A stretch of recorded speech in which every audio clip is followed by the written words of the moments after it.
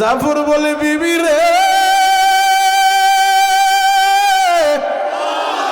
আমার নবী বলছে আমি শহীদ হব, আর তুই দোয়া করস আমি গাজীর বেশে ফিরে আসব। আমার তোর দোয়াটা আমার নবীর দোয়ার বিরুদ্ধে চইলা গেছে। আমার নবী বলছে জাফর শহীদ হইলে আব্দুল্লাহ ইবনে রওহা সেনাপতি হবে, কালিমার ঝান্ডা সমুন্নত করে তুলবে, আর তুই দোয়া করস তোর স্বামীর যেন আল্লাহ গাজীর বেশে তোর বুকে ফিরায়। তার মানে তোর দোয়া নবীর বিরুদ্ধে গেছে। এই দোয়া আসমানে যাবে না, এই দোয়া কবুল হবে না, তোর দোয়া করতে হবে না। আমারে বিদায় দিয়া দাও রে বিবি, দেখা হবে জান্নাতের মাঠে। এই কথাটা বইলা জাফর পাগলের মতো ছুটছে। ছোট্ট ছোট্ট বাচ্চাগুলা পেছনে পেছনে দৌড়ায় আর বলে, বাবা গো, একটা বার আদর দিয়া যাও, আমাদেরকে একটু কোলে নিয়ে যাও। জাফর গাটটা ঘুরায় বলে, সন্তানেরা বাড়ি চইলা যাও, আমার সময় নেই, সময় নাই, আমি রণাঙ্গনে যাব, আমি মুতার প্রান্তরে যাব, দেখা হবে হাসরের মাঠে। এই কথাটা বইলা জাফরও বিদায় নিয়ে চলে আসছে। বাবা, তৃতীয় সেনাপতি আব্দুল্লাহ ইবনে রওহা নতুন বিয়ে করছে, এখনো পর্যন্ত বিবির সাথে ভালোভাবে পরিচয়টাও হয় নাই। ঘরের সামনে দাঁড়ায় শুনতেছে, নতুন বউ ঘরের ভিতরে বইসা এই কোরআনে কারিমের তেলাওয়াত করে। বাবা, আব্দুল্লাহ ইবনে রওহা ঘরের বাহির থেকে ডাক মারছে, ও প্রাণের বিবি, কিছু সময়ের জন্য কোরআন তেলাওয়াতটা বন্ধ করো, আমি স্বামীর কথাটা একটু শুনো।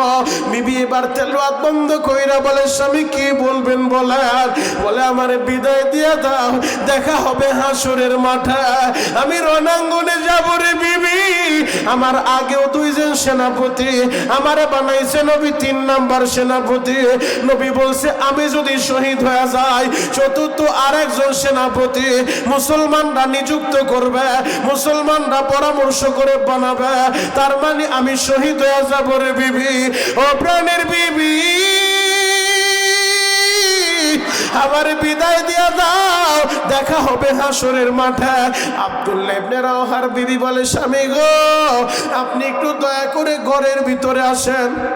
আব্দুল্লাহ ইবনে রওহা বলে, বিবি রে, আমি ঘরের ভিতরে যাব না, আমি তোর চেহারা দেখলে তোর প্রেমে পড়ে যাইতে পারি, আমি তোর দিকে তাকাবো না, আমি ঘরের ভিতরে ঢুকবো না। বিবি বলে, স্বামী গো, আমি কোনো প্রেম নিবেদন আপনার সাথে করতে চাই না, আমি শুধু আপনার চেহারাটা একটু ভালোভাবে দেখতে চাই, বিয়ে হইলে এখনো ভালোভাবে আপনার আমি দেখি নাই। স্বামী গো, ওই হাসরের মাঠে যেন আপনার আমি খুঁজা সহজে পাইতে পারি, আপনার চেহারাটা ভালোভাবে একটু দেখা রাখি, একটু পরিচিত হই। আব্দুল্লাহ ইবনে রওহা বলে, বিবি রে, আমার চেহারা দেখে তোর কষ্ট করে খুঁজা বাইর করতে হবে না, আমার আল্লাহ জান্নাতের মাঠে হাসরের ময়দানে আমাদের পরিচয় করায় দেব। আল্লাহু আকবার। আব্দুল্লাহ ইবনে রওহা বিদায় নিয়ে চলে আসছে মুতার প্রান্তরে। নবীজির 3 জন সেনাপতি সাহাবায়ে কেরামের কাফেলা নিয়ে 1 লক্ষ রোমান সৈন্যদের বিরুদ্ধে যখন দাঁড়ায় গেল মুতার প্রান্তরে, যুদ্ধ শুরু হয়ে গেছে। আমার নবী মসজিদে নববীর ভিতরে বসা।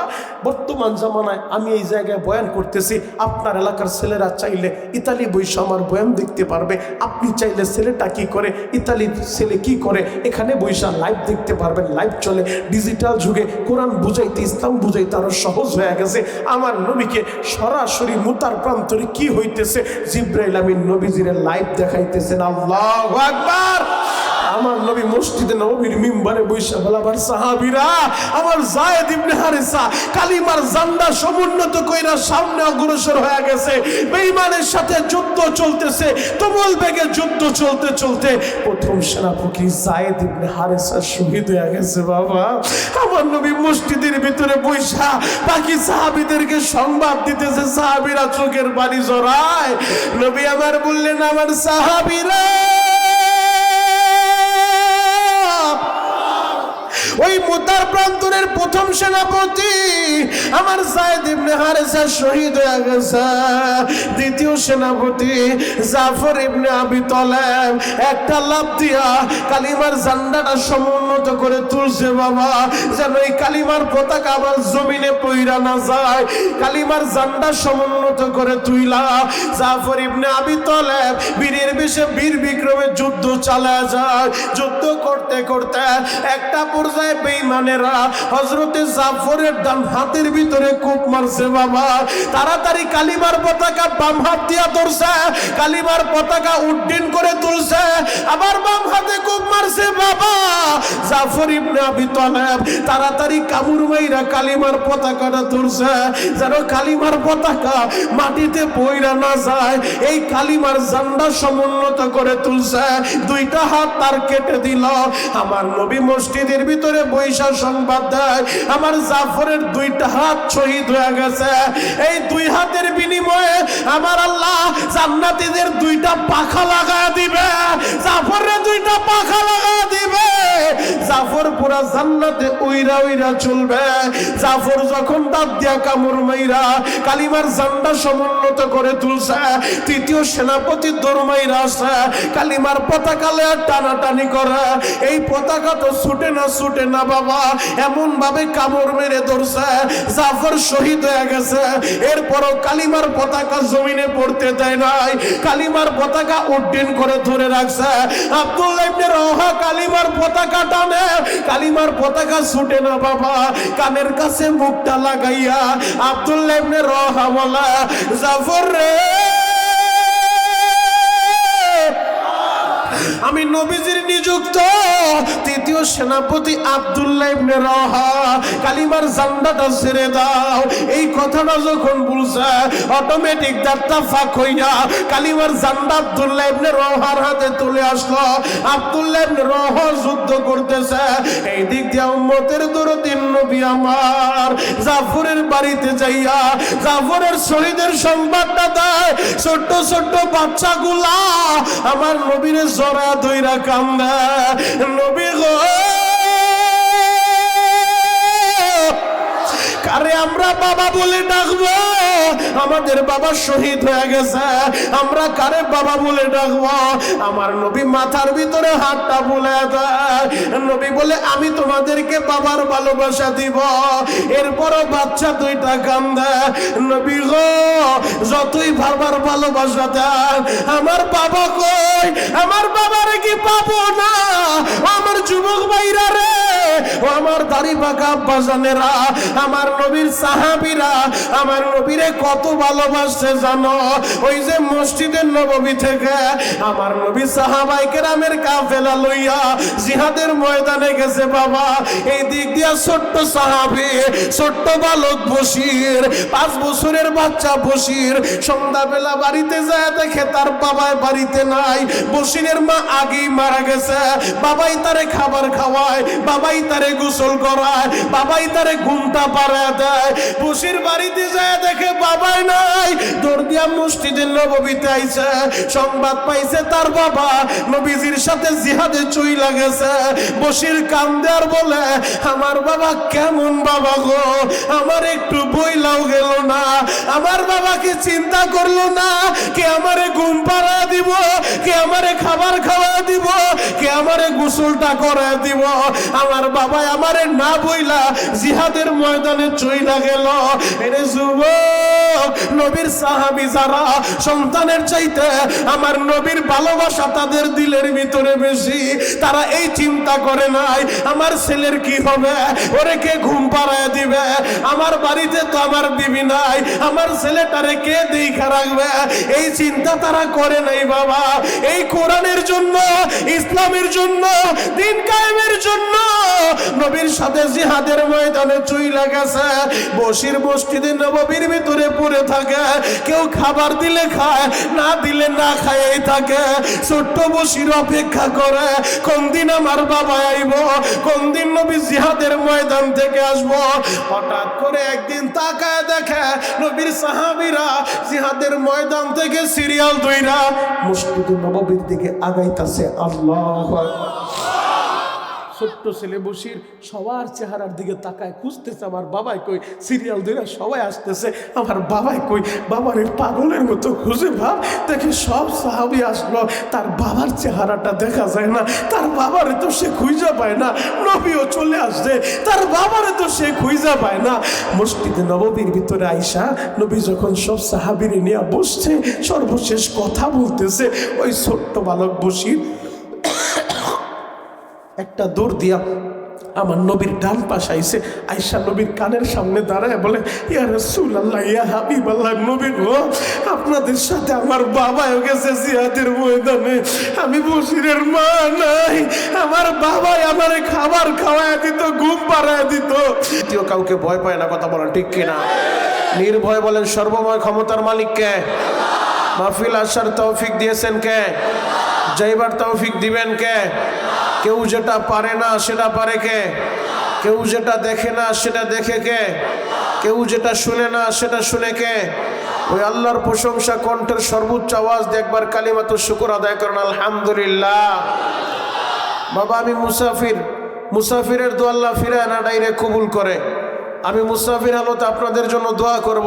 আমার মাইকের আওয়াজ যতদূর পর্যন্ত যায় ঘড়ি ধরা মাত্র 10 মিনিট সময় আমি দেব। এই 10 মিনিটের ভিতরে দোকানপাট খালি করে, রাস্তাঘাটের আড্ডাবাজি বন্ধ করে, আমার যে কলিজার টুকরা যুবকগুলা, আমার যে দাড়ি পাকা আব্বাজানেরা এই জান্নাতের সামিয়ানায় 10 মিনিটের ভিতরে আসবে এবং বসবে, আল্লাহ এদের সবাইকে একবার হলো হজ করার তৌফিক দেন। চিৎকার মেরে বলেন আমিন। আল্লাহ যারা যারা আমিন বলছে এদের সবাইকে বারবার হজ করার তৌফিক দেন। আল্লাহ যারা 10 মিনিটের ভিতরে দোকানপাট খালি করে বাসাবাড়ি থেকে এই মুহূর্তে রওনা দিয়ে জান্নাতের সামিয়ানায় আসবে এবং বসবে, মালিক মরার আগে একবার হলো দয়ার নবী মায়ের নবীর নূরানি চেহারাটা আপনি স্বপ্নে যোগে দেখায় দেন। আল্লাহ যারা যারা আমিন বলছে বারবার স্বপ্নে যোগে নবীজির দিদার নসিব করেন, সকলে বলেন আমিন। বাবা আমি আপনাদের কাছে রিকোয়েস্ট করবো, আমি মুসাফিরে খুশি করবেন, আমার মালিক আপনারে খুশি করবে। কারোর সামনে যেন 1 ইঞ্চি জায়গা খালি না থাকে, একটু কষ্ট করে আমার কাছাকাছি আগান। কারোর সামনে 1 ইঞ্চি জায়গা খালি থাকতে পারবে না। যে যতটুকু সামনের দিকে আগাবেন আল্লাহ যেন জান্নাতের ভিতরে আপনাদের জায়গা এত লক্ষ গুণ বড় করে দেয়।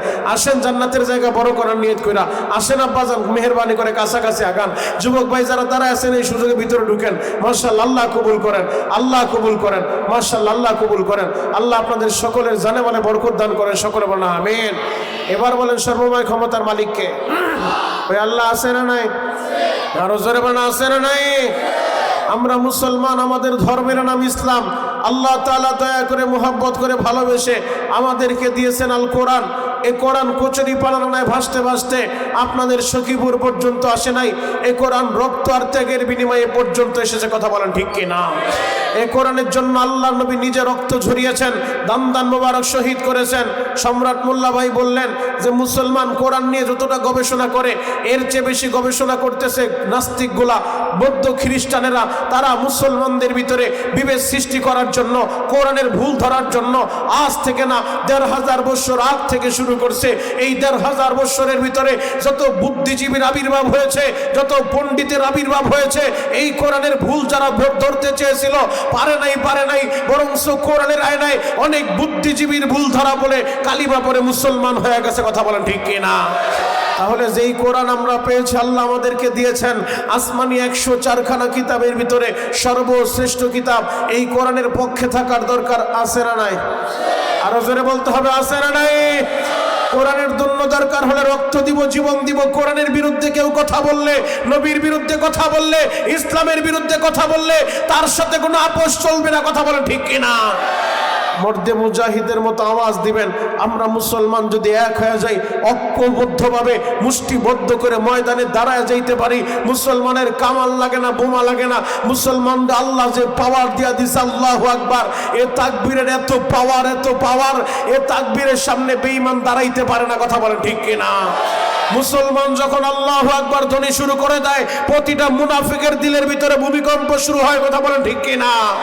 তাহলে যেই কোরআন আমরা পেয়েছি নবীজির রক্তের বিনিময়ে, নবীজি যেই কোরআনের জন্য দান শহীদ করেছেন, নবীর সাহাবীরা যেই কোরআনের জন্য, যেই ইসলামের জন্য জীবনটা বিলিয়ে দিয়েছেন, নবীর অনেক সাহাবীরা এই কোরআনের জন্য মায়ের কোলটা খালি করে দিয়েছেন, নবীর অনেক সাহাবীরা এই কোরআনের জন্য সন্তানগুলাকে এতিম করে দিয়েছেন।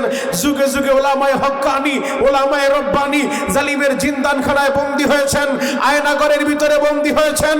এই কোরআনের জন্য অনেক আলেমকে ফাঁসির কাস্টে ঝুলানো হয়েছিল। তাহলে যেই কোরআন পেয়েছি নবীর রক্তের বিনিময়ে, সাহাবায়ে কেরামের জীবনের বিনিময়ে, ত্যাগের বিনিময়ে, রক্তের বিনিময়ে, আলেমদের জীবনের বিনিময়ে, ত্যাগের বিনিময়ে, রক্তের বিনিময়ে, সেই কোরআন টিকিয়ে রাখার জন্য, সেই ইসলাম টিকিয়ে রাখার জন্য, আল্লাহ নবীর ইজ্জতের হিফাজতের জন্য যদি আবার রক্ত দেওয়ার দরকার হয়, যদি আবার জীবন দেওয়ার দরকার হয়, যদি আবার মায়ের কোল খালি করার টাইম এসে যায়, সখীপুরের আশিকরা আপনারা কারা কারা কোরআনের জন্য, নবীর জন্য জীবন দিতে পারবেন? হাতগুলো আল্লাহকে দেখায় দেন। আল্লাহ কবুল করুক। সকলে বলেন আমিন। আরো জোরে বলেন আমিন। আল্লাহু আকবার বলেন তো। বাবা, আমি যত সময় কথা বলবো দুনিয়ার কোনো নেতা নেত্রীর নাম একবার আপনাকে আমি নিতে বলবো না, কারণ আমি শরীয়তপুরি কোনো দলের দালালি করতে আসি নাই, আমি কোনো পীরের এজেন্ডা নিয়ে এই জায়গায় আসি নাই। আমি টেকনাফ থেকে তেতুলিয়া প্রতিদিন সারা বাংলাদেশে ঘুরে ঘুরে হাজার হাজার লাখো যুবকদের সামনে একটা মেসেজই দিয়ে যাই, যুবক তুমি কোন দলের নেতা আর কর্মী এগুলা তোমার পরিচয় হতে পারে না, তুমি কোন পীরের মুরিদ এগুলা তোমার পরিচয় হতে পারে না। পরিচয় হবে আমাদের একটাই, আমরা এক আল্লাহর বান্দা, এক নবীর উম্মত। কথা বলেন ঠিক কিনা? এটাই হলো আমাদের বড় পরিচয় যে আমাদের আল্লাহ এক, আমাদের নবী এক, আমাদের কালিমা এক, আমাদের ধর্ম এক, আমাদের কোরআন এক, আমাদের মদিনা এক, আমাদের কাবা এক। কথা বলেন ঠিক কিনা? দলাদলি সব ভুলে যান, মুসলমান ঐক্যবদ্ধভাবে এক কাতারে দাঁড়ায় যান। আল্লাহ নবীর আদরের সাহাবী আবু উমামা বাহিলি রাদিয়াল্লাহু তাআলা আনহু আল্লাহ নবীর দরবারে গিয়ে একবার প্রশ্ন করলেন, ইয়া রাসূলুল্লাহ, ইয়া হাবিবাল্লাহ, নবীজি আমাদের ঈমান বাড়তেছে না কমতেছে বুঝবো কিভাবে? আমরা সবাই তো মুসলমান, সবাই তো ঈমান আনছি, এখন ঈমানের হালতটা কি? ঈমান কি বাড়তেছে নাকি কমতেছে বুঝবো কিভাবে? যদি একটা আলামত বলে দিতেন আমাদের বুঝতে সহজ হইতো, আমরা বুঝতে পারতাম এই মাপকাঠি অনুযায়ী যে আমার ঈমানটা এখন বাড়তেছে অথবা আমার ঈমানটা কমতেছে। আল্লাহ নবী বললেন, ও আবু উমামা শোনো, তুমি যদি নেক আমল করো, ভালো কাজ করলে তোমার দিলের ভিতরে শান্তি লাগবে, আর যদি ভালো কাজ করতে না পারো, অন্যায় হয়ে যায়, গুনাহ হয়ে যায়, তোমার দিলের ভিতরে ব্যথা লাগবে। এই দুইটা জিনিস যখন তোমার একত্রিতভাবে তোমার দিলের ভিতরে থাকবে, নেক আমল করলে দিলে শান্তি লাগে, গুনাহ হয়ে গেলে দিলে ব্যথা লাগে, ভালো কাজ করলে মনে শান্তি লাগে, অন্যায় হয়ে গেলে দিলে ব্যথা লাগে। এই দুইটা জিনিস একত্রিতভাবে যেই দিলের ভিতরে থাকবে, নবীজি বলে ফান্তা মুমিন, তুমি মুমিন, তুমি ঈমানদার। আল্লাহু আকবার।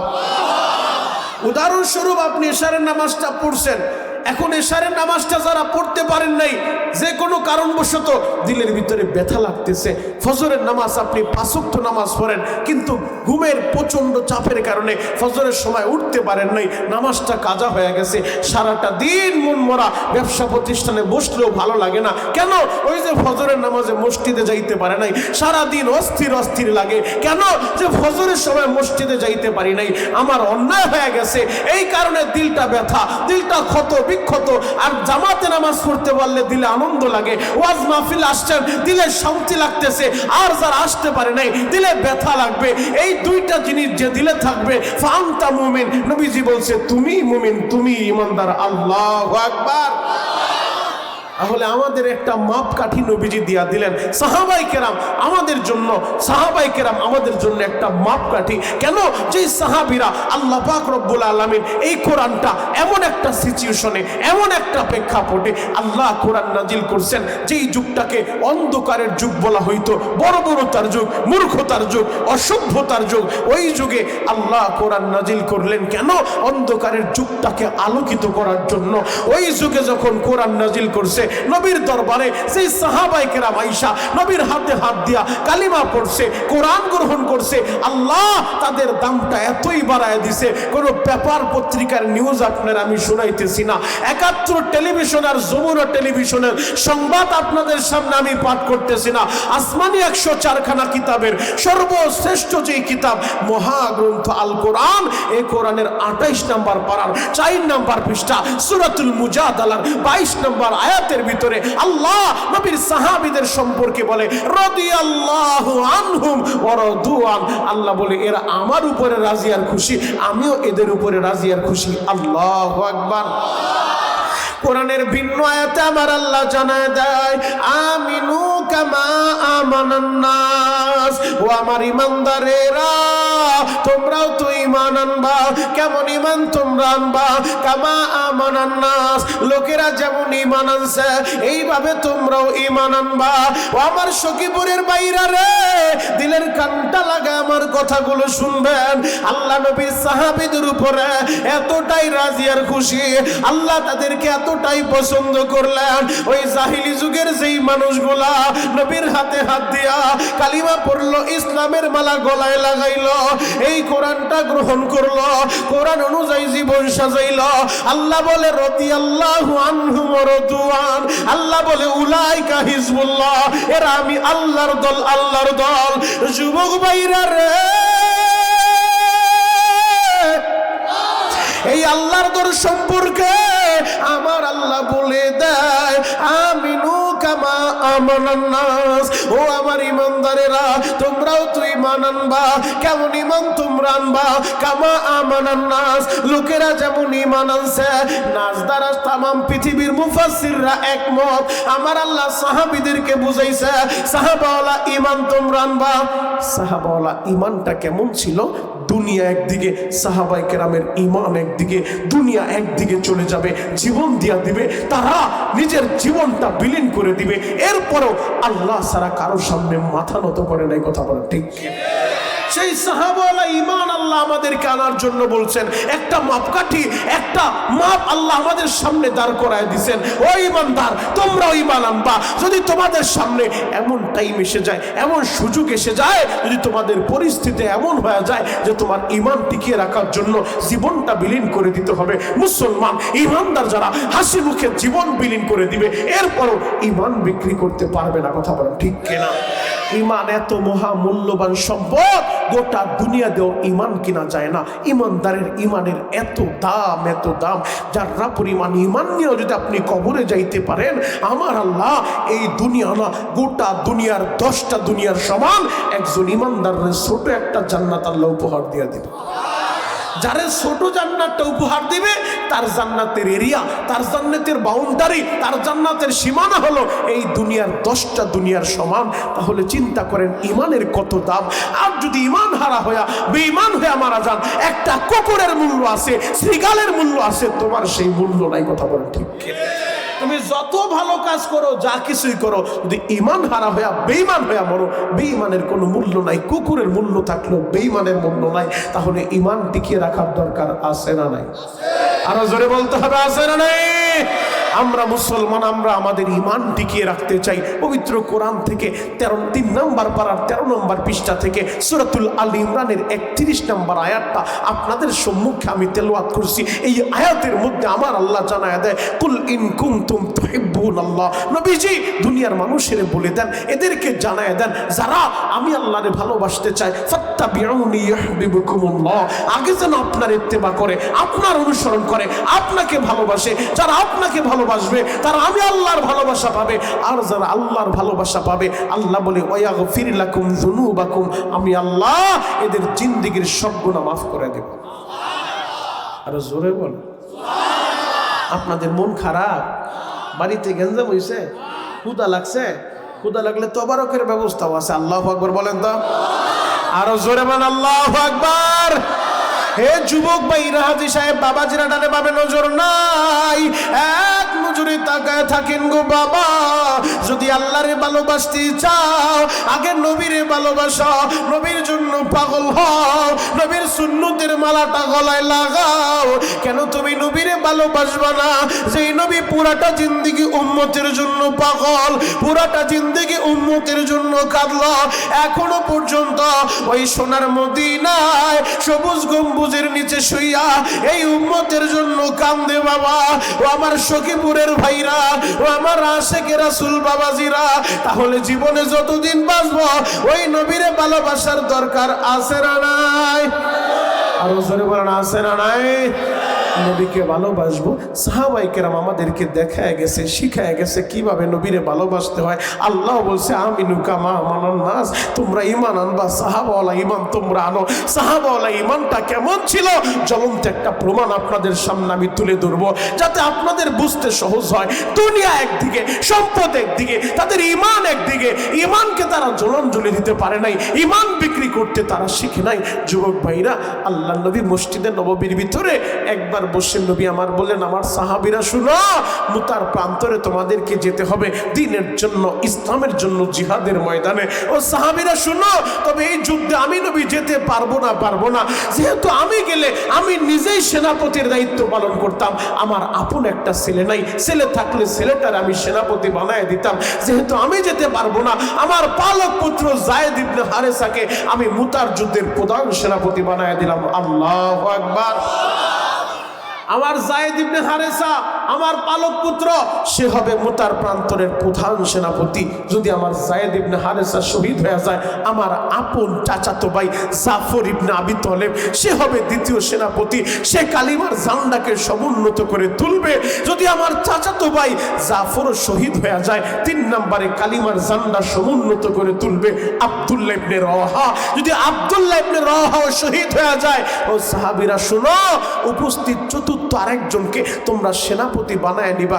আমি আপনাদের কাছে জানতে চাই, যুদ্ধের ময়দানে সেনাপতি কয়জন হয়, একজন না 3 জন? সবাই বলেন, আরো জোরে। জোর হলো না? কয়জন? একজন। কিন্তু এই যুদ্ধে নবী নাম ঘোষণা করলেন 3 জনের। এরপরে আবার বললেন, এই 3 জন যদি শহীদ হয়ে যায়, চতুর্থ আরেকজনকে উপস্থিত পরামর্শ কইরা আরেকজনের সেনাপতি বানায় নিবা। তার মানে তাদের 3 জনের বুঝতে আর বাকি নাই, এই যুদ্ধে তারা 13 জন শহীদ হয়ে যাবে। কথা বলেন ঠিক কিনা? উম্মতের দরদি নবী আমার ডাক দিয়ে বললেন, আমার সাহাবীরা, আমার যায়েদ ইবনে হারেসা যদি শহীদ হয়ে যায় গো, আমার চাচাতো ভাই জাফর ইবনে আবি তালেব কালিমার ঝান্ডা সমুন্নত করে তুলবে। আমার চাচাতো ভাইও যদি শহীদ হয়ে যায়, আব্দুল্লাহ ইবনে রওয়াহা কালিমার ঝান্ডাটা সমুন্নত করে তুলবে। আমার আব্দুল্লাহ ইবনে রওয়াহা যদি শহীদ হয়ে যায়, চতুর্থ আরেকজনকে তোমরা সেনাপতি বানায় নিও, উপস্থিত পরামর্শ কইরা।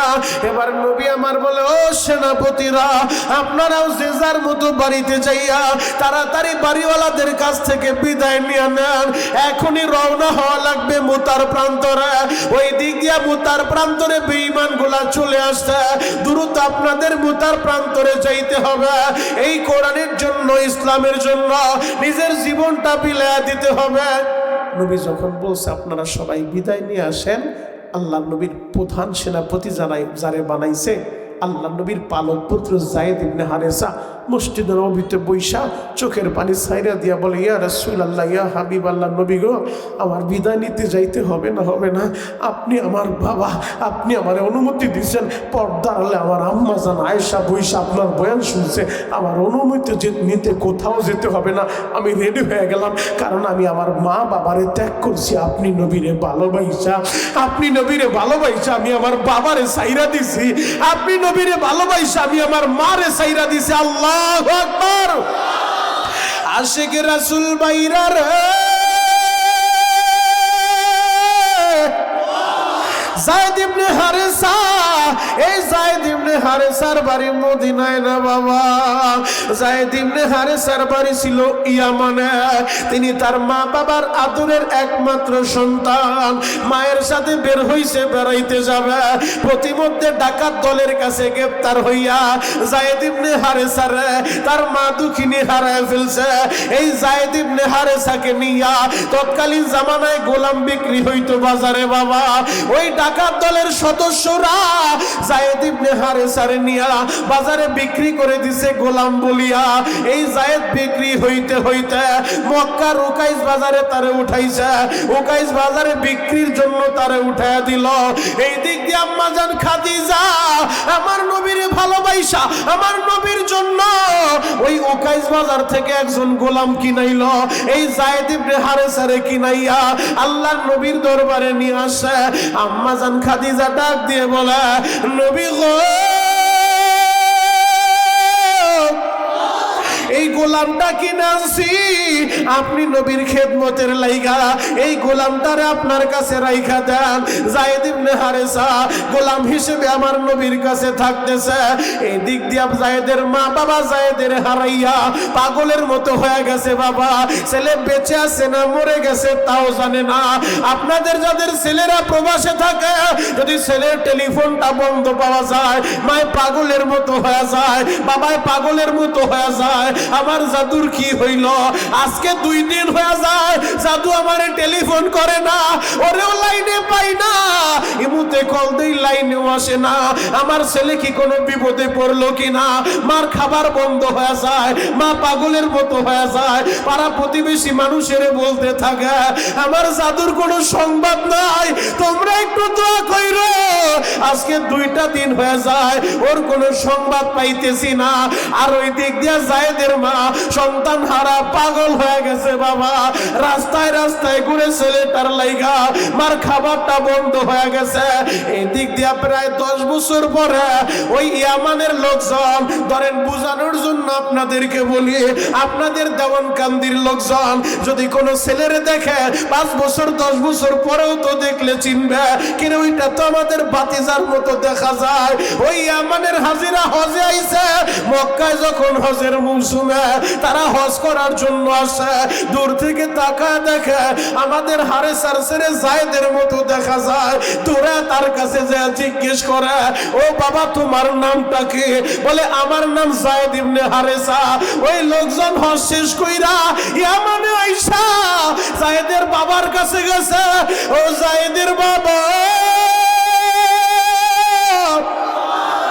তোমার চোখের পানি মাওলায় ফিরায় নাই ফিরায় নাই, আমরা একটা সংবাদ লয়ে আইছি, তোমার ছেলে মরে নাই মরে নাই, তোমার ছেলে বাইচা আছে, আমরা নিজেরা দেখা আসি, আমরা সংবাদ নিয়ে আসি, তোমার ছেলে নবী মুহাম্মদের কাছে আছে গোলাম হিসেবে।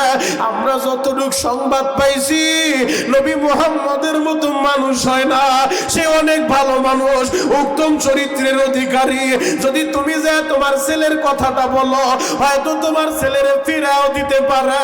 বাবাই যখন শুনছে 10 বছর পর 10টা বছর ছেলের হারায় ফেলছি, 10টা বছর আমার ছেলের চেহারাটাও দেখি না, ওর মা পাগলের মতো হয়ে গেছে, রাস্তায় রাস্তায় ঘুরে ছেলে হারাইয়া মায় পাগলের মতো হয়ে গেছে।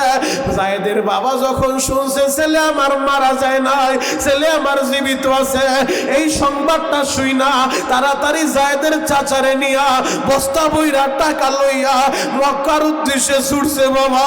মক্কার ভূখণ্ডে যাইয়া আমার নবীর সামনে দাঁড়াইয়া আমার নবীরে সালাম দিয়া বলে, নবী গো আমরা ইয়ামান থেকে আসছি গো নবী, আমাদের কাছে সংবাদ আসছে আপনার বাড়িতে একটা গোলাম আছে, নাম তার যায়েদ ইবনে হারেসা।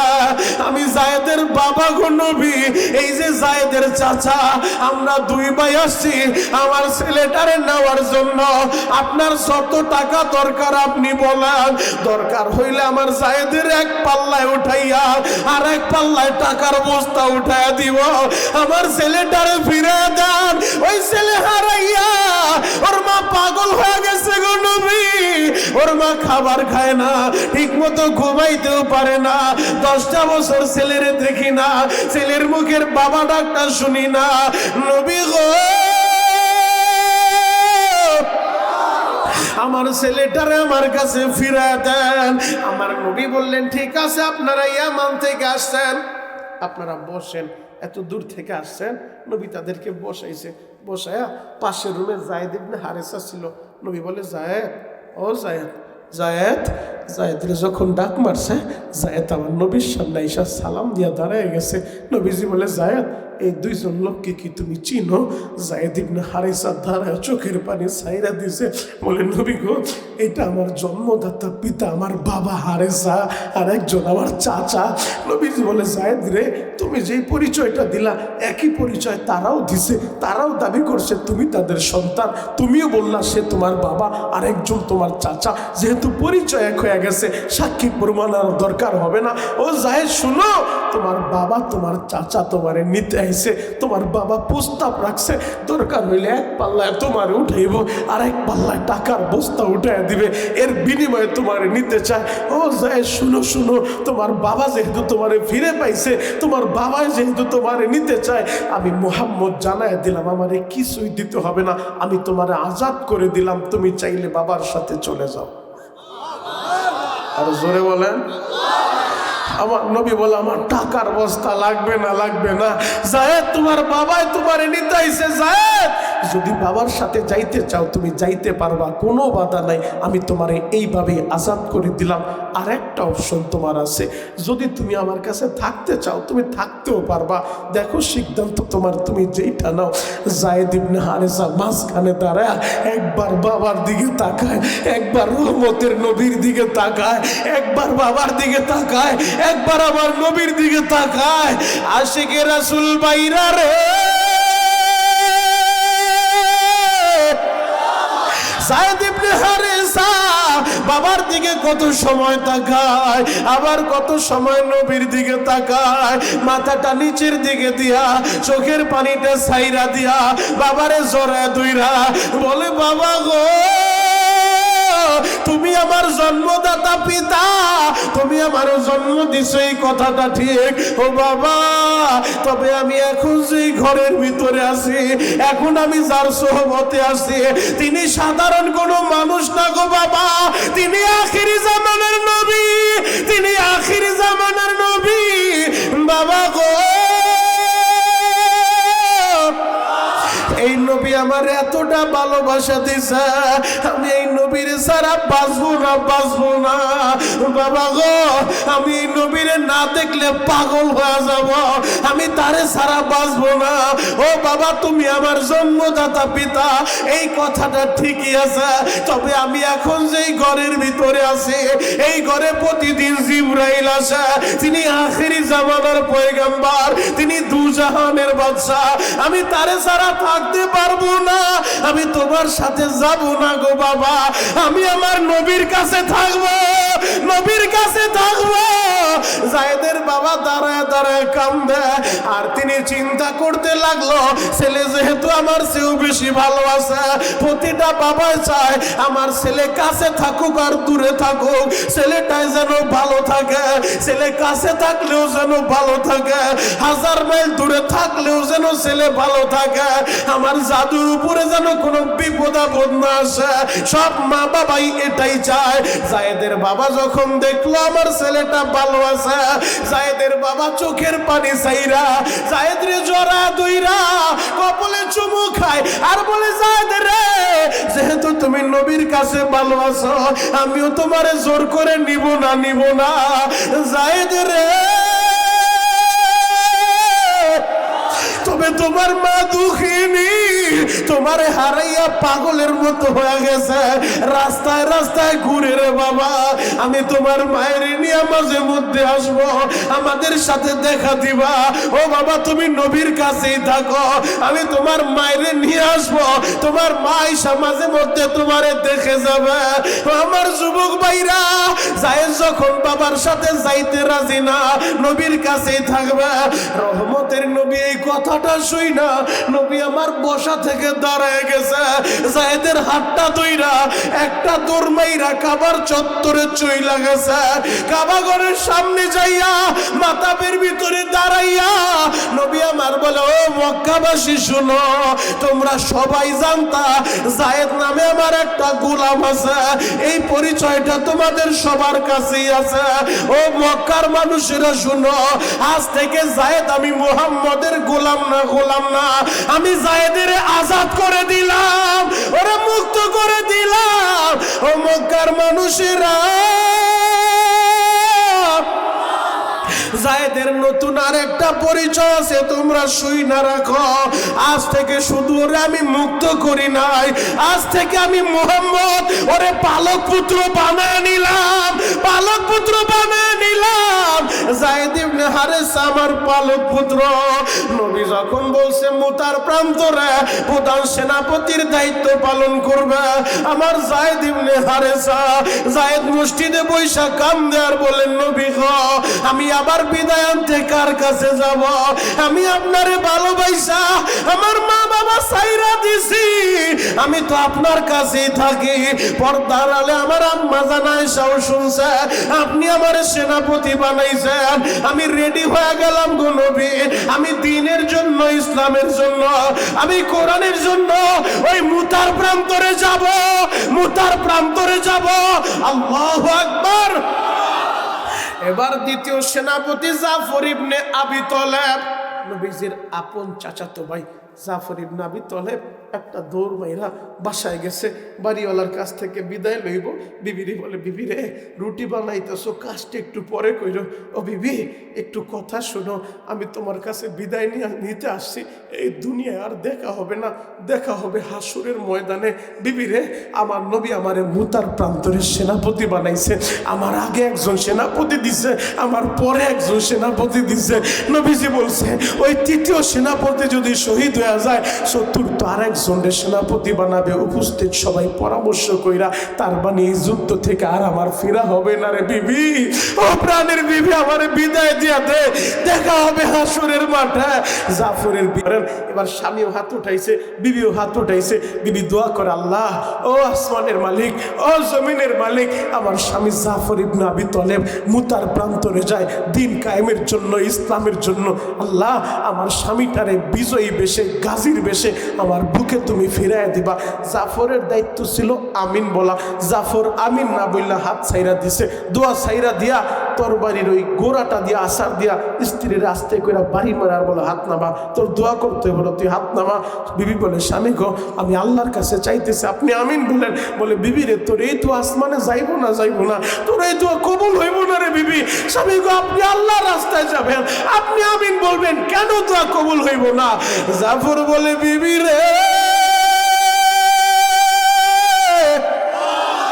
আমার নবী বলছে আমি শহীদ হব, আর তুই দোয়া করস আমি গাজীর বেশে ফিরে আসব।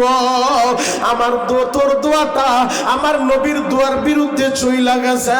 আমার নবী বলছে, জাফর শহীদ হইলে আব্দুল্লাহ ইবনে রওহা সেনাপতি হবে, কালিমার ঝান্ডা সমুন্নত করে তুলবে। আর তুই দোয়া করস তোর স্বামীর যেন আল্লাহ গাজীর বেশে তোর বুকে ফিরায়, তার মানে তোর দোয়া নবীর বিরুদ্ধে গেছে। এই দোয়া আসমানে যাবে না, এই দোয়া কবুল হবে না, তোর দোয়া করতে হবে না, আমারে বিদায় দিয়া দাও রে বিবি, দেখা হবে জান্নাতের মাঠে। এই কথাটা বইলা জাফর পাগলের মতো ছুটছে। ছোট্ট ছোট্ট বাচ্চাগুলা পেছনে পেছনে দৌড়ায় আর বলে, বাবা গো, একটা বার আদর দিয়া যাও, আমাদেরকে একটু কোলে নিয়ে যাও। জাফর গাটটা ঘুরায় বলে, সন্তানেরা বাড়ি চইলা যাও, আমার সময় নেই, সময় নাই, আমি রণাঙ্গনে যাব, আমি মুতার প্রান্তরে যাব, দেখা হবে হাসরের মাঠে। এই কথাটা বইলা জাফরও বিদায় নিয়ে চলে আসছে। বাবা, তৃতীয় সেনাপতি আব্দুল্লাহ ইবনে রওহা নতুন বিয়ে করছে, এখনো পর্যন্ত বিবির সাথে ভালোভাবে পরিচয়টাও হয় নাই। ঘরের সামনে দাঁড়ায় শুনতেছে, নতুন বউ ঘরের ভিতরে বৈশা এই কোরআনে কারিমের তেলাওয়াত করে। বাবা, আব্দুল্লাহ ইবনে রওহা ঘরের বাহির থেকে ডাক মারছে, ও প্রাণের বিবি কিছু সময়ের জন্য কোরআন তেলাওয়াতটা বন্ধ করো, আমি স্বামীর কথাটা একটু শুনো। বিবি এবার তেলাওয়াত বন্ধ কইরা বলে, স্বামী কি বলবেন বলেন? বলে, আমারে বিদায় দিয়ে দাও, দেখা হবে হাসরের মাঠে, আমি রণাঙ্গনে যাব রে বিবি। আমার আগেও দুইজন সেনাপতি আমারে বানাইছে নবী 3 নাম্বার সেনাপতি। নবী বলছে আমি যদি শহীদ হয়ে যাই, চতুর্থ আরেকজন সেনাপতি মুসলমানরা নিযুক্ত করবে, মুসলমানরা পরামর্শ করে বানাবে, তার মানে আমি শহীদ হয়ে যাব রে বিবি। ও প্রাণের বিবি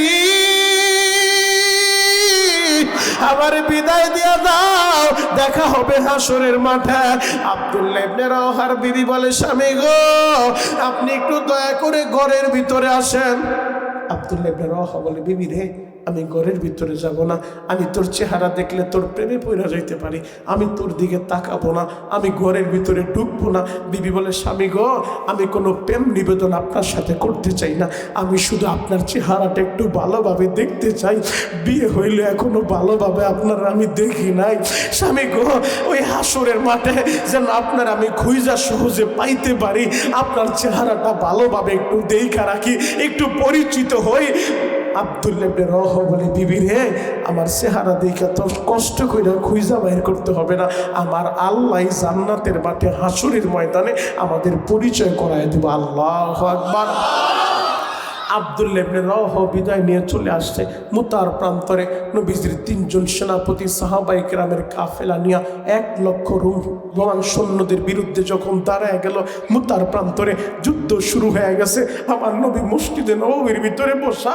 বর্তমান জামানায় আমি এই জায়গায় বয়ান করতেছি, আপনার এলাকার ছেলেরা চাইলে ইতালি বৈশা আমার বয়ান দেখতে পারবে, আপনি চাইলে ছেলেটা কি করে, ইতালির ছেলে কি করে, এখানে বৈশা লাইভ দেখতে পারবেন। লাইভ চলে, ডিজিটাল যুগে কোরআন বুঝাইতে ইসলাম বুঝাইতে আরো সহজ হয়ে গেছে। আমার নবীকে সরাসরি মুতার প্রান্তরে কি হইতেছে জিবরাইল আমিন নবীজির লাইভ দেখাইতেছেন। আল্লাহু আকবার।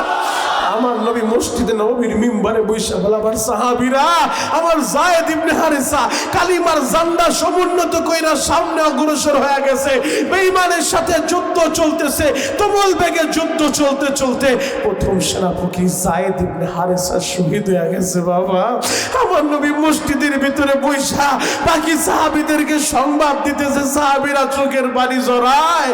নবী আমার বললেন, আমার সাহাবীরা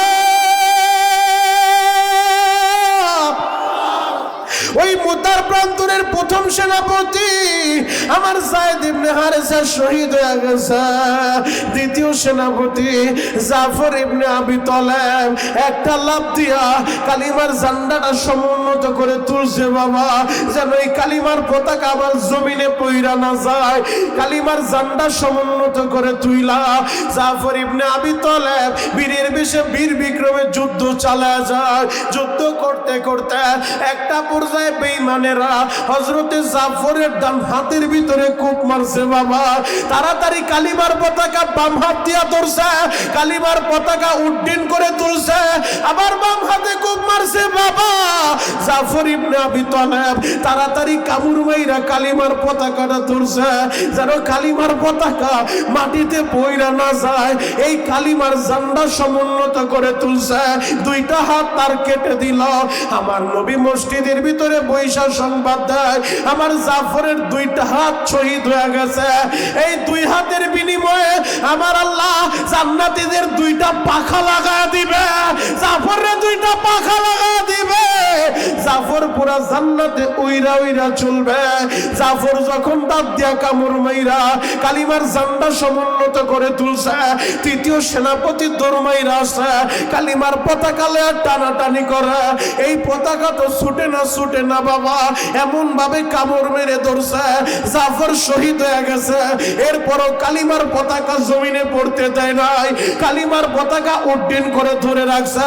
আব্দুল্লাহ ইবনে রাওহা কালিমার পতাকা টানে, কালিমার পতাকা ছুটে না বাবা। কানের কাছে মুখটা লাগাইয়া আব্দুল্লাহ ইবনে রাওহা বলে, জাফর রে আমি নবীজির নিযুক্ত তৃতীয় সেনাপতি আব্দুল্লাহ ইবনে রাওহা কালিমার জান্ডাটা ছেড়ে দাও। এই কথাটা যখন বলছে অটোমেটিক দাঁতটা ফাঁক হইয়া কালিমার জান্ডা আব্দুল্লাহ ইবনে রাওহার হাতে তুলে আসলো। আব্দুল্লাহ ইবনে রাওহা যুদ্ধ করতেছে, এই দিক দিয়ে উম্মতের দরদি নবী আমার জাফরের বাড়িতে যাইয়া জাফরের শহীদের সংবাদটা দেয়। ছোট্ট ছোট্ট বাচ্চাগুলা আমার নবীরে জড়া ধইরা কান্দে, নবী গো কারে আমরা বাবা বলে ডাকবো? আমাদের বাবা শহীদ হয়ে গেছে, আমরা কারে বাবা বলে ডাকবো? আমার নবী মাথার ভিতরে হাতটা বুলে দেয়, নবী বলে আমি তোমাদেরকে বাবার ভালোবাসা দিব। এরপরও বাচ্চা দুইটা কান্দে, নবী গো যতই বাবার ভালোবাসা দেন আমার বাবা কই? আমার বাবারে কি পাবো না? আমার যুবক ভাইরা রে, ও আমার দাড়ি পাকা আব্বাজানেরা, আমার নবীর সাহাবীরা আমার নবীরে কত ভালোবাসে জানো? ওই যে মসজিদের নববী থেকে আমার নবী সাহাবায়ে কেরামের কাফেলা লইয়া জিহাদের ময়দানে গেছে বাবা। এই দিক দিয়া ছোট্ট সাহাবী, ছোট্ট বালক বশির, 5 বছরের বাচ্চা বশির সন্ধ্যাবেলা বাড়িতে যায় দেখে তার বাবাই বাড়িতে নাই। বশিরের মা আগেই মারা গেছে, বাবাই তারে খাবার খাওয়ায়, বাবাই তারে গোসল করায়, বাবাই তারে ঘুমটা পাড়ায় দেয়। বশির বাড়িতে যায় দেখে বাবাই নাই, দৌড় দিয়া মসজিদে নববীতে আইছে, সংবাদ পাইছে তার বাবা নবীজির সাথে জিহাদে চইলা গেছে। বশির কান্দে আর বলে আমার বাবা কেমন বাবা গো, আমার একটু বইলাও গেল না, আমার বাবাকে চিন্তা করলো না, কে আমারে ঘুম পাড়া দিব, কে আমারে খাবার খাওয়া দিব, কে আমারে গোসলটা করে দিব? আমার বাবা আমারে না বইলা জিহাদের ময়দানে চইলা গেল। এরে যুবক, নবীর সাহাবী যারা সন্তানের চাইতে আমার নবীর ভালোবাসা তাদের দিলের ভিতরে বেশি, তারা এই চিন্তা করে নাই আমার ছেলের কি হবে, ওরে কে ঘুম পাড়ায় দিবে, আমার বাড়িতে তো আমার বিবি নাই, আমার ছেলেটারে কে দেখা রাখবে, এই চিন্তা তারা করে নাই বাবা। এই কোরআনের জন্য, ইসলামের জন্য, দিন কায়েমের জন্য নবীর সাথে জিহাদের ময়দানে চইলা গেছে। বশির মসজিদে নববীর ভিতরে পড়ে থাকে, কেউ খাবার দিলে খায়, না দিলে না খায়ই থাকে। ছোট্ট বশির অপেক্ষা করে কোন দিন আমার বাবা আইব, কোন দিন নবী জিহাদের ময়দান থেকে আসবো। হঠাৎ করে একদিন তাকায় দেখে নবীর সাহাবীরা জিহাদের ময়দান থেকে সিরিয়াল ধইরা মসজিদে নববীর দিকে আগাইতাছে। আল্লাহু আকবার। ছোট্ট ছেলে বশির সবার চেহারার দিকে তাকায়, খুঁজতেছে আমার বাবাই কই, সিরিয়াল ধরে সবাই আসতেছে, আমার বাবাই কই, বাবার পাগলের মতো খুঁজে ভাব দেখে সব সাহাবী আসলো, তার বাবার চেহারাটা দেখা যায় না, তার বাবারে তো সে খুঁজে পায় না, নবীও চলে আসছে, তার বাবারে তো সে খুঁজে পায় না। মসজিদে নববীর ভিতরে আইসা নবী যখন সব সাহাবীরে নিয়ে বসছে, সর্বশেষ কথা বলতেছে, ওই ছোট্ট বালক বশির একটা দৌড় দিয়া আমার নবীর ডান পাশে আইসে, আয়েশা নবীর কানের সামনে দাঁড়ায় বলে ইয়া রাসূলুল্লাহ, ইয়া হাবিবাল্লাহ, নবী গো আপনাদের সাথে আমার বাবাও গেছে জিহাদের ময়দানে, আমি বশিরের মা নাই, আমার বাবাই আমারে খাবার খাওয়ায় দিত, ঘুম পাড়ায় দিত, নবী গো আমার বাবাই দিয়াইলো না, সবাই জিহাদের ময়দান থেকে আসলো, আমার বাবাই কই গো নবী, আমার বাবারে দিতে কিনা? এই কথাটা যখন বলছে বাপ, নবী আমার ঘাটটা ঘুরে আসছে আর আরেক দিকে নিয়ে গেছে। আবার বশির ছোট্ট ছেলে আবার গুইরা নবীর বাম পাশে আইছে, বাম পাশে আইসা বলে নবী গো আমার বাবাই কই, আমার বাবারে দিয়ে আমি দেখি না, সবাই আসলো আমার বাবা আসে নাই।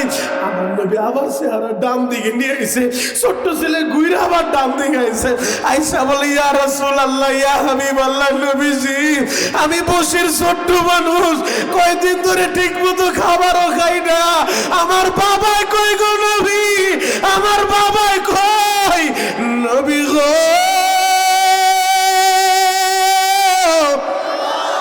সবার চেহারা দেখি গো নবী, আমার বাবারে তো দেখি না, দেখি না, আমার বাবাই কই, আমার বাবার সংবাদটা আমি চাই। আমার নবী আবার চেহারাটা ঘুরায়, ছোট্ট ছেলে বশির আবার বাম পাশে আসে। নবী যতই চেহারা ঘুরায়, ওই ছেলে নবীর সামনে দাঁড়ায় যায়। আমার নবী সর্বশেষ বশিরে জড়ায় তৈরা চোখের পানি ছাইরা দিছে। নবী বলে, বশির রে, আমি তোরে কিভাবে বলবো রে বাবা, তোর বাবা আর কোনোদিন আইব না, তোর বাবা আর কোনোদিন তোরে ঘুম পাড়া দিব না, তোর বাবা আর কোনোদিন তোরে গোসল করা দিব না। আমি কেমনে তোরে সংবাদটা দিব? তোর বাবা জিহাদে যাইয়া ওই জিহাদের ময়দানে শহীদ হয়ে গেছে রে বাবা। আমি এই জন্য চেহারাটা ঘুরে আনিতেছি, আমি সহ্য করতে পারতেছি না রে বশির। আমি মোহাম্মদ কেমনে তোরে বলি, তোর বাবাই দুনিয়ায় বাইসা নাই, তোর বাবা শহীদ হয়ে গেছে। আমার নবী বুকের সাথে জড়ায় দইরা নবী বলে, বশির রে, আমি তোরে বাবার ভালোবাসা দিব, আমি মোহাম্মদ তোরে খাবার খাওয়ায় দিব, আমি তোরে ঘুম পাড়া দিব। ছোট্ট ছেলে বশির কান্দে আর বলেন, নবী গো, যতই ভালোবাসা দেন, আমার বাবার চেহারাটা কি আমি আর দেখবো না? আমার বাবারা বাইরা রে, আমি জানি না রে ভাই, তোমরাও কারা বাবার হারা ফেলছো? এখন বসে বসে কাঁদতে থাকো, আমি বেশি সময় আলোচনা করব না, এক নজরে আমার দিকে তাকায় থাকবা। আরে এই ময়দানে যার বাবা বাইচা নাই, এই ময়দানে যার মা দুঃখিনী বাইচা নাই, ওর মতো হতভাগা এই পৃথিবীতে কেউ নাই রে ভাই। যার মা নাই, তার বুকের ভিতরে কত জ্বালা আমার আল্লাহ ছাড়া কেউ জানে না রে ভাই। আমি গত 2 দিন আগে ওই ফরিদপুর জেলার সদরপুর থানায় আমি বয়ান করতে গেলাম বাবা। এইরকম সম্রাট ভাইয়ের মতো এক শিল্পপতি দাঁড়াইয়া আমার হাতটা ধইরা চিৎকার মেরে কাম দেয়ার বলে, শরীয়তপুরি ভাই, আমার গাড়ি আছে, বাড়ি আছে, আমার সবই আছে রে ভাই, আমার একটা জিনিস নাই, আমার মা নাই, আমার বাবা দুনিয়ায় বাইচা নাই। যখন আমার বাবা ছিল, আমার টাকা ছিল না, আমি গরিবের ছেলে, আমার বাবাই কষ্ট কইরা আমারে লেখাপড়া করাইলো। আজকে আমার টাকা আছে, আমার সবই আছে ভাই, আমার ওই বাবাই নাই। আমি আমার টাকা দিয়া আমার বাবারে একটা পান কিনাও খাওয়াইতে পারি নাই, আমি আমার টাকা দিয়া আমার মায়ের একটা আপেল কিনা খাওয়াইতে পারি নাই। ও আমার সখীপুরের বাইরারা, আমি জানি না এই মজলিসে এই দেওয়ানকান্দির আমার কোন যুবক ভাই আহারে বাবারে হারায় ফেলছ, জীবনে সারা দুনিয়া ঘুরবা, ওই বাবার মতো একটা দরদি পাইবা না। সখীপুরের বাইরারে এখন শুধু বসে বসে চোখের পানি জড়াইবা রে ভাই। আজ থেকে 20 বছর 30 বছর আগে তোমরা এত টাকার মালিক ছিল না, তোমার বাড়িতে এত বড় বিল্ডিংটা ছিল না রে ভাই, তোমার বাড়িতে এত বড় ঘরটা ছিল না রে ভাই। তোমার বাবা দুকুমিয়া পরের জমিতে কামলা দিয়া নদীতে মাছ ধইরা শীতের সময় পরের জমিতে মাটি কাইটা তোমার বাবা দুকুমিয়া রিক্সা চালায়া ভ্যান গাড়ি চালায়া মোদি তখন কইরা তোমারে লেখাপড়া করাইছে রে ভাই। আজকে তোমার টাকা আছে, তোমার গাড়ি আছে, শহরে তোমার বাড়ি আছে, কিন্তু ওই বাবাই দেখতে পারে নাই। ওই বাবা তোমার কষ্টের টাকা দিয়া বাবার একটা লুঙ্গি কিনাও তুমি দিতে পারো নাই। এখন শুধু বসে বসে কাঁদতে থাকবা বাপ হারা ছেলেরা, মা হারা ছেলেরা। আর তোমাদের যাদের মা আছে, তোমাদের যাদের বাবা আছে, তোদের পা 2টা আগাতে, আমি তোদের ভাই শরীয়তপুরি, আমার বাড়িও শরীয়তপুর, তোর বাড়িও শরীয়তপুর। আমি তোদের পা ধরে বলবো, হয়তো আমি বড় পীর না রে ভাই, হয়তো আমি বড় মাওলানা আর মুফতি না, হয়তো আমি বড় শাইখুল হাদিস না, এরপরও প্রতিদিন আমার কথা শুই না আলেমরা কান্দে, আমার কথা শুই না যুবকরা কান্দে, অতিথিরা কান্দে। কেন কান্দে জানো? আমার মায়ের দোয়া, আমার মায়ের দোয়া। আমি আমার মায়ের কাবা ঘরের দরজার সামনে দাঁড় করা আমি আমার মায়ের বলছি, মা গো সন্তানের জন্য একটু দোয়া করো। আমার মা কি বলে জানো? বাবা এমন কোনো রাত যায় না যেই রাতে যায় না মাঝে বৈশাখ তোর জন্য চোখের পানি না জড়াই। ও সখীপুরের যুবকেরা, আমি গুনাহগার হতে পারি, এই হাত দুইটা দিয়া বহুতবার কাবাগর ধরছি, আমি এই হাত দিয়া তোদের জন্য দোয়া করব, এই হাত দিয়া তোদের পা ধরতে রাজি। জীবনে মায়েরে মারিস না রে ভাই, জীবনে বাবারে মারিস না। গত কয়েকদিন আগে মোবাইলে দেখলাম একটা কুলাঙ্গার যুবক নেশার টাকার জন্য বাবারে মাইরা ঘরের ভিতরে দাফন করে ফেলছে, সিমেন্ট দিয়া ঢালাই দিয়া ফেলছে। কোন জামানায় আমরা বসবাস করি ভাই? তোদের পায়ে হাত রেখা বলি, নেশা কইরা দিমাগ নষ্ট করিস না, নেশা কইরা মায়েরে মারিস না, বাবারে মারিস না রে ভাই। সখীপুরের বাইরা রে, যেই দিন বাবারে হারায় ফেলবি সারা দুনিয়া ঘুরলেও তোর বাবার মতো একটা দরদি তুই পাইবি না, পাইবি না।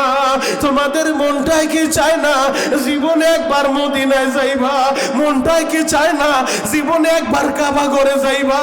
মনটাই কি চায় না নবীর রওজার সামনে দাঁড়াইয়া আমার নবীর একটা সালাম দিবা? মনটাই কি চায় না বাবা? বলতে পারো শরীয়তপুরি ভাই, আমি তো গরিবের ছেলে, আমার টাকা নেই, পয়সা নাই, আমি কেমনে মদিনায় যাব? মদিনায় যাইতে টাকা লাগে না, টাকা লাগে না, কপাল লাগে কপাল। শুধু চোখের পানি জড়াইয়া এই দেওয়ানকান্দির মাহফিলে বইসা আমার আল্লাহরে বুঝায় বলবা, আল্লাহ আমি যত গুনাহগার হই না কেন, আমি যত অপরাধ করি না কেন, আল্লাহ যদিও আমি পাপী, আমি গুনাহগার, তোমার নাম না গফফার।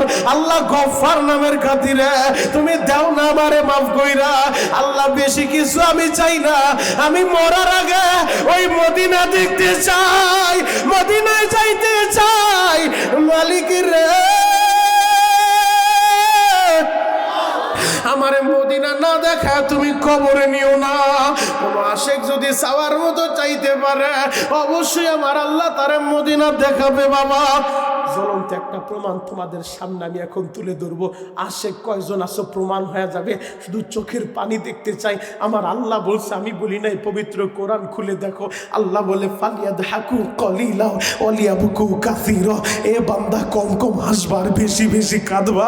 তোমার আমার গুনার কারণে যে জাহান্নামের আগুন জ্বলে বাবা, ওই আগুন নিবানোর জন্য পদ্মার পানিতে কাজ হবে না, মেঘনার পানিতে কাজ হবে না, ফায়ার সার্ভিস দমকলের পানিতে কাজ হবে না, চোখের পানি লাগবে, চোখের পানি।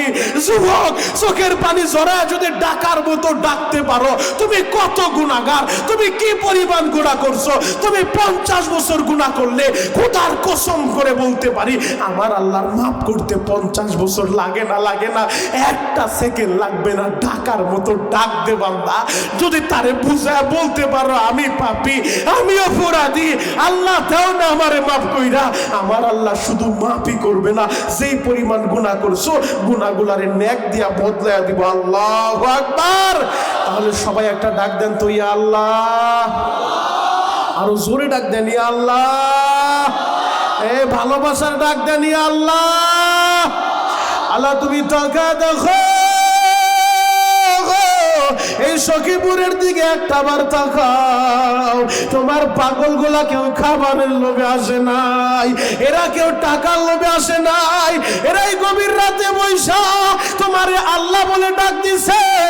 আল্লাহ এদের ফিরা দিও না, তারা দিও না। আল্লাহ আজকের মাহফিলের প্রধান অতিথি বসে বসে কান্দা, বিশেষ অতিথি ভাই, আমার সভাপতি ভাই, এরা কেউ যায় নাই রে আল্লাহ, এরা তোমারে আল্লাহ বলে ডাক দিছে। আল্লাহ আমার যুবকেরা তোমারে আল্লাহ বলে ডাক দিছে। বাসা বাড়িতে বৈশা আমার মা বোনেরা তোমারে আল্লাহ বলে ডাক দিছে। আল্লাহ ফিরে দিও না, আল্লাহ তারা দিও না, এদের সবাইকে তুমি কবুল করো। চিৎকার মেরে বলেন বাবা আমিন। পাওয়ার মতো চাইলে অবশ্যই পাওয়া যায়। আলবেনিয়ার একজন যুবক, আলবেনিয়ার একজন আশেক আমার নবীর এমন ভাবে চাইছে বাবা, আল্লাহর কাছে এমন ভাবে দোয়া করছে, আমি মরার পরে আমার নবীর রওজার পাশে জান্নাতুল বাকিতে ঘুমাইতে চাই। আমি কেন তোমাদেরকে শোনা যাই জানোনি? তুমিও যদি চাওয়ার মতো চাইতে পারো অবশ্যই আল্লাহ তোমারে মদিনায় লয়ে যাইব। আমিও তো গরিবের ছেলে, আমি শিল্পপতি বাবার ছেলে না। আমার বাবা তো ঘুমিয়া আমারে কষ্ট কইরা লেখাপড়া করাইছে, আমিও দাঁড়াইয়া তাহাজ্জুদের ভিতরে চোখের পানি জড়াইতাম আর বলতাম, আল্লাহ আমি কি জীবনে পারবো বিমানের একটা টিকিট কাইটা আমার নবীর রওজাটা দেখতে, আমার নবীর রওজার সামনে দাঁড়াইয়া সেই নবীরে আমি আমার কলিজার চেয়ে বেশি ভালোবাসি, ওই নবীর রওজার সামনে দাঁড়াইয়া আমি আমার নবীর একটা সালাম দিব, আসসালাতু ওয়াসসালামু আলাইকা ইয়া রাসূলুল্লাহ, আসসালাতু ওয়াসসালামু আলাইকা ইয়া হাবিবাল্লাহ। ও আশিকেরা মনটাই কি চায় না আমার নবী জানায় যায়, মানজারা কবরি ওয়াজাবাত লাহু শাফাতি, যে ব্যক্তি আমার রওজা জিয়ারত করবে তার জন্য সুপারিশ করা আমি নবীর উপরে ওয়াজিব হয়ে যায়, ওয়াজিব হয়ে যায়। ও আশিকে রাসূলরা শুধু চোখের পানি জড়া বলতে থাকো, আল্লাহ মদিনা না দেখাইয়া হজ না করে কবরে তুমি নিও না, আমিও তোমাদের জন্য দোয়া করব। আমি গত মাসে নবীর রওজায় সালাম দিয়ে আসছি, আবার এই ফেব্রুয়ারিতে যাব বাবা, আমি তোমাদের জন্য দোয়া করব রে বাবা। আমার যুবকেরা শুধু চোখের পানিগুলা রেডি করো, আলবেনিয়ার আশিক আল্লাহর কাছে এমন ভাবে চাইছে বাবা, ওই আশিক নবীর রওজাটা জিয়ারত কইরা যেই বের হইছে তাৎক্ষণিক তারে পুলিশে ধরছে, ধইরা হাতে পায়ে রশি লাগায় ফেলছে, হাতেও রশি পায়েও রশি, পুলিশ টাইনা নিয়ে যায়। সৌদি শেখরা জিজ্ঞেস করে, ওরে ধরছো কেন? ও কি চোর? না চোর না, ডাকাত। ডাকাত না, ওরে ধরছো কেন? বলে ওর বৈধ কাগজপত্র নাই, ওর পাসপোর্ট নাই, ভিসা নাই, অবৈধভাবে তো এই দেশে থাকতে পারবে না, এই জন্য ওরে ধইরা এখন কি করবা? বলে এয়ারপোর্টে নিয়ে ওরে বিমানে উঠে ওর দেশে পাঠায় দিব। সৌদি শেখরা বলে, তাহলে এইভাবে বাঁধছো কেন? তোমরা ভদ্রতার সাথে নাও। পুলিশ ভাইরা বলতেছে, শেখ শুনেন, এর আগেও 5 বার ওরে আমরা ধরছি, ওরে যতবার ধরছি নবীর রওজার সামনেই ওরে পাইছি, ও নবীর রওজাটাই জিয়ারত করে, এই জায়গায় আসলেই ওরে পাওয়া যায়, ওরে যতবার আমরা ধরি কেমনে যেন হারা যায়, ওরে আমরা ধইরা রাখতে পারি না, চোখের পলকে ধুলা দিয়ে হারা যায়, এই জন্য এইবার পায় আমরা হাতে পায়ে রশি লাগায় ফেলছি যেন আর হারাইতে না পারে, রশিটা বেঁধে ফেলছি। ওই আশিক যখন দেখে এইবার আর যাওয়ার সুযোগ নাই, আশিক রাসূল কারে বলে রে ভাই? আশিক বলে, পুলিশ ভাইরা আমার কি 2 রাকাত নামাজ পড়ার সুযোগ দিবা? বলে ঠিক আছে নামাজ পড়ো। এবার আশিক নামাজ পড়া সেজদায় লুটায় পড়া চোখের পানি জোর আল্লাহর কাছে কান্দে, নামাজটা শেষ কইরা আমার নবীর রওজা সবুজ গম্বুজের দিকে এক নজরে তাকায় রইছে আর ফেল ফেল করে চোখের পানিগুলা জড়ায়, শাহাদাত আঙ্গুল দিয়ে ইশারা করে আর বলে, নবী গো আপনার সাথে কি এই ওয়াদাই আমার ছিল? আপনার সাথে কি এই কথাই আমার ছিল? নবী গো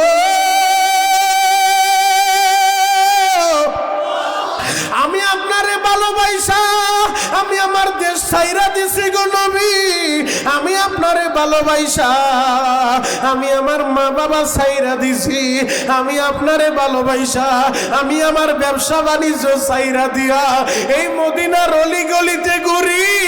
ইয়া রাসূলুল্লাহ, ইয়া হাবিবাল্লাহ, নবীজি আমি তো চাইছিলাম আমি মরার পরে আপনার রওজার কাছাকাছি ওই জান্নাতুল বাকিতে আমার মাটিটা হইব, যেই জান্নাতুল বাকিতে মা ফাতেমাও ঘুমায় রইছে, আম্মা জান আয়েশাও ঘুমায় রইছে, ইমাম মালিকও ঘুমায় রইছে, 10,000 সাহাবী ঘুমায় রইছে। নবী গো আমি তো জান্নাতুল বাকিতে ঘুমাইতে চাইছি যেন হাসরের মাঠে আপনি নবীর পাশ থেকে আবু বকর যখন দাঁড়া যাইব, ওমর যখন দাঁড়া যাইব, 10,000 সাহাবী দাঁড়া যাইব, আমিও তাদের পিছনে পিছনে ওই হাসরের ময়দানে ছুটব, আমি আপনার কাছাকাছি থাকবো। নবী গো এই কথাই কি আপনার সাথে ছিল নি? এইভাবে যখন আশিক চোখের পানি জড়ায়, হঠাৎ করে বিকট একটা শব্দ দিয়া একটা চিৎকার মাইরা আশিক যখন জমিনে লুটা পড়ছে, ডাক্তার আইনা দেখেছে কাম কইরা এই আশিক আর দুনিয়ায় নাই, দুনিয়ায় নাই, ও মাওলার ডাকে সারা দিয়া অত চইলা গেছে রে ভাই, অত চইলা গেছে রে ভাই। ও আমার সখীপুরের আশিক রাসূল বাবাজিরা, চাওয়ার মতো চাইলে অবশ্যই আমার আল্লাহ দিব। আল্লাহ নবী জানায় দেয়, মান আহাব্বা সুন্নতি ফাকাদ আহাব্বানি ওয়া মান আহাব্বানি কানা মাই ফিল জান্নাহ। আমার উম্মত যারা আমার সুন্নত ভালোবাসবা, আরে তারা তো আমারই ভালোবাসলা, আর যারা আমি নবীরে ভালোবাসবা আমার সাথেই জান্নাতে থাকবা, আমার সাথেই জান্নাতে থাকবা। ও আমার আশিকে রাসূল বাবাজিরা, যদি আল্লাহরে ভালোবাসতে চাও আগে নবীরে ভালোবাসো, নবীরে ভালোবাসতে চাও নবীর সুন্নতের মালা গলায় লাগাও, নবীর সুন্নতের পাগল হও। ওই নবী বলছে, হুমা জান্নাতুকা ওয়া নারুকা, তোমার মা বাবাই তোমার জান্নাত, তোমার মা বাবাই তোমার জাহান্নাম। যুবক, আমি জানি না তোমরা কারা মা হারায় ফেলছো, আমি জানি না তোমরা কারা বাপ হারায় ফেলছো, এখন শুধু বসে বসে কাঁদবারে ভাই। আমি যখন অক্টোবর মাসে নবীর রওজাটা জিয়ারত কইরা বের হইছি, ওই মোমেন শাহী নান্দাইলের একটা প্রবাসী ভাই, আমি প্রবাসীদের জন্য বেশি দোয়া কেন করি জানো? এই শরীয়তপুর ডামরদার সখীপুরের বহুত প্রবাসী এমন কোনো দিন নাই আমার কাছে দোয়া চায় না রে ভাই। ওই যে ডামরদা গত বছর ওয়াজ করে গেছি, এই মাইকেই বয়ান করেছিলাম, ওই মসজিদের ইমামও আসছে, প্রবাসীদের উদ্যোগে মাহফিল দিছে। যেই বয়ান শুই না আমার দেশের প্রতিটা প্রবাসীর চোখের পানি ঝরাইছে।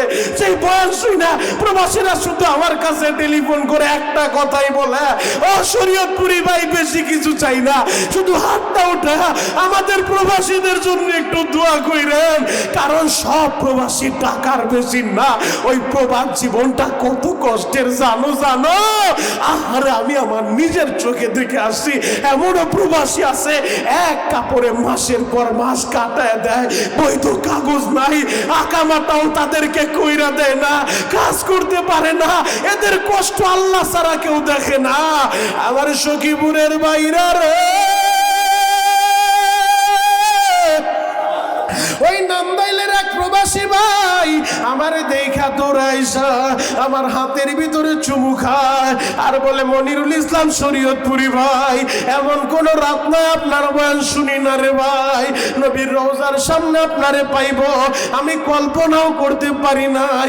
আপনি একটু হাতটা উঠাইয়া আমার বাবার জন্য দোয়া করেন। আমি বললাম, তোমার বাবার কি হয়েছে ভাই?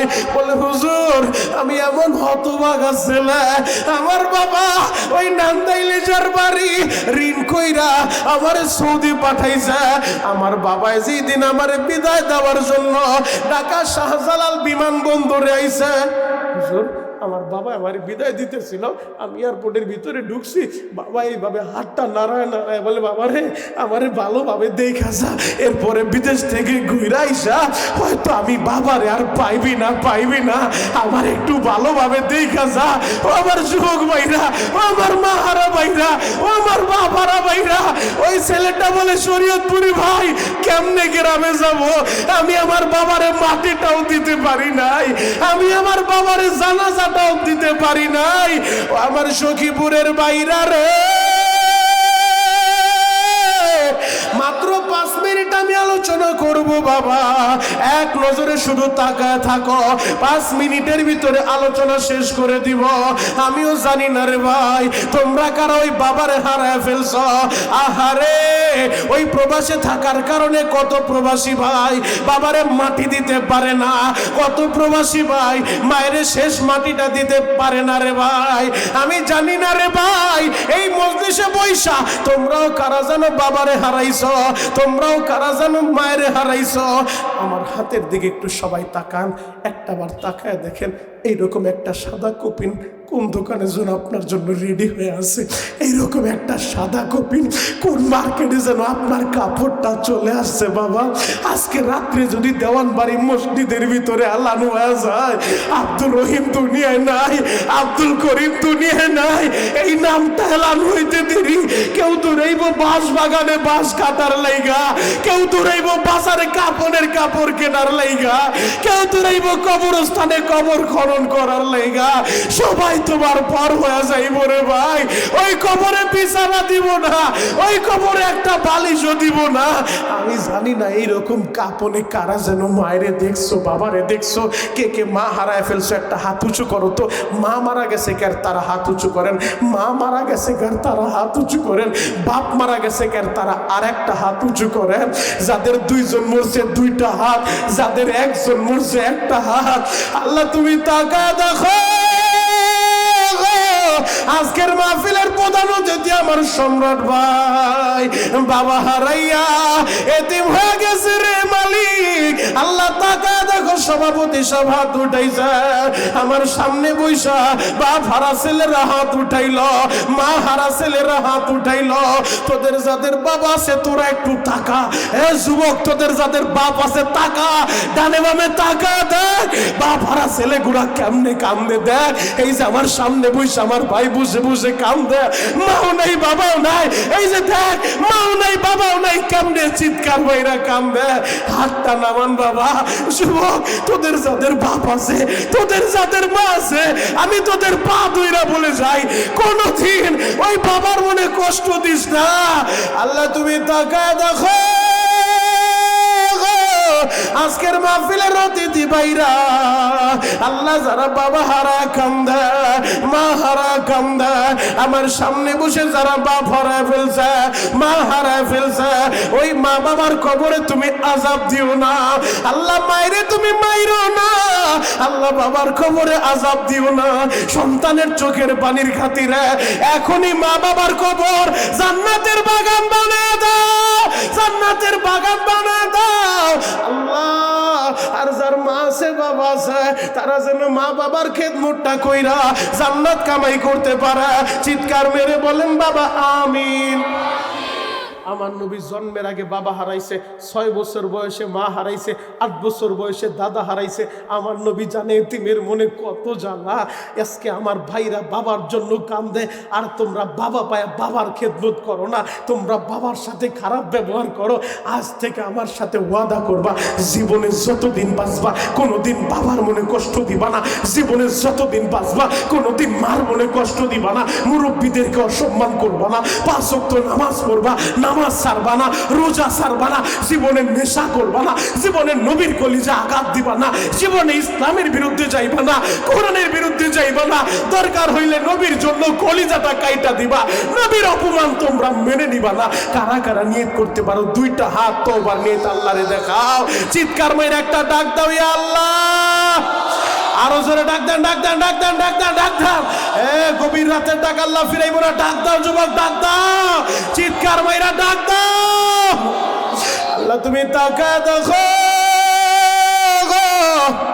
এই সখীপুরের দিকে একটা বার তাকাও। আজকে 17 ডিসেম্বর 2025 সালে তোমার পাগলেরা তোমারে আল্লাহ বলে ডাক দিছে।